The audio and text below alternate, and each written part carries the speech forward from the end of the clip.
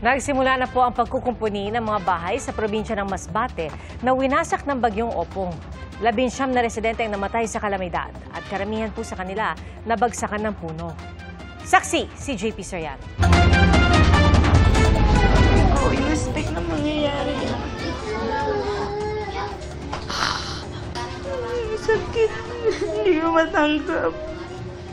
Hindi na napigilang umiyak ni Fe at ng kanyang partner na si Benji nang mamatay ang kanilang dalawang anak dahil sa bagyong Opong.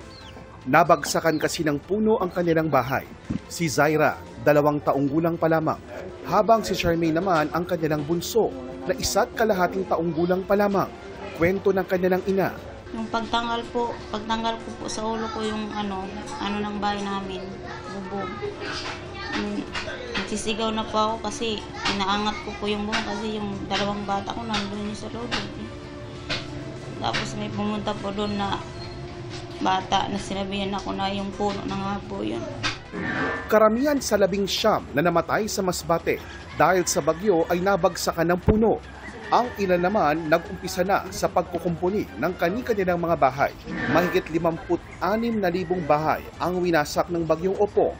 Problema pa rin sa probinsya ang supply ng kuryente, kaya lahat sila ay nakadepende muna sa mga rechargeable lamp at solar-powered na ventilador.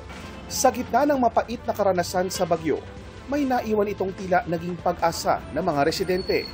Ang tinatawag nilang Tatay Roque, ang lalaking tinawid ang binabagyong kalsada at sinagip isa-isa ang ilang taga-barangay usap.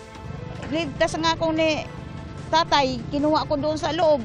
Tagsan 2 o isa kong nabuntis na bata. Dinala kami doon sa kanila. Hawak-hawak ako niya. Hindi ko akalaon si tatay ko. Maliit lang na tao pero nakayanan niya po kami. Pasalamat. Sabi ni Tatay Roque na mag-60 anyos na katiwala ng sementadong bahay, ipinagpaalam nila sa may-ari nito ang pagsundo sa mga kapitbahay. Salamat po ko sa Ginoo nga nakaligtas ang tao. Yan may nga nakatabang sa ko sila ha. Amo lang. Ang Philippine Air Force nagpaabot na rin ng tulong sa mga taga-Masbate. Nagpadala rin sila ng mahigit 1,000 family food packs. Sa Calayan, Cagayan, bakas pa rin ang pananalasa ng superbagyong Nando. Ang mga mag-aaral wala pa ring pasok dahil sa mga nawasak na eskwelahan, kagaya na lang ng Babuyan Claro Integrated School. 27 silid-aralan ang nasira rito. Naapektuhan din ang Kadinakan Elementary School. Sa Babuyan Claro Integrated School, tanging yung naiwan lang is yung semento. Yung bubong talaga is nalipad pati kasama na yung mga kahoy. Para magpatuloy ang pag-aaral ng mga estudyante, nagpatupad na sila ng Adopt a Class program. Dito mismong ang mga guro ang pupunta sa mga bahay at maghahanap ng ligtas na lugar kung saan maaring turuan ang mga bata.